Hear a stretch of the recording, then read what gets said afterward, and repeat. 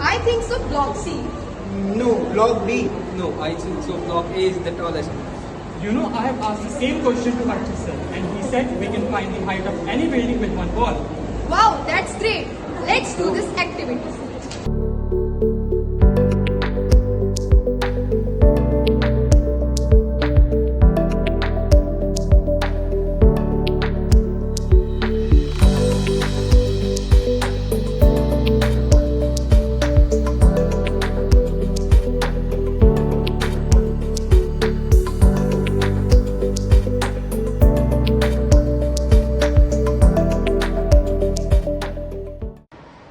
So hello students, so we have brought the ball on the top of the building and noted down the time taken by the ball to reach the surface of the ground each time, and this is the average time taken by the balls in respective three blocks, and for block A it is 1.83 seconds, and for block B it is 1.80 seconds, and for block C it is 1.79.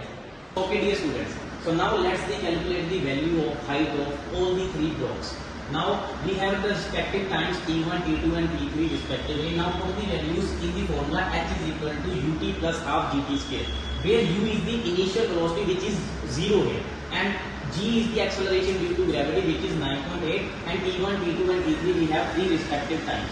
Now by putting the values in all the three equations, we have calculated the height of all the three buildings, and the height of the first building is 16.4 meter. Second building is 15.87 meter, and for the third building it is 15.70 meter.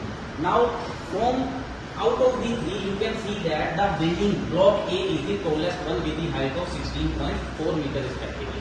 Now with the help of this formula, this activity, you can calculate the height of any building with the help of just a ball and a solver. So thank you so much everyone, have a nice day.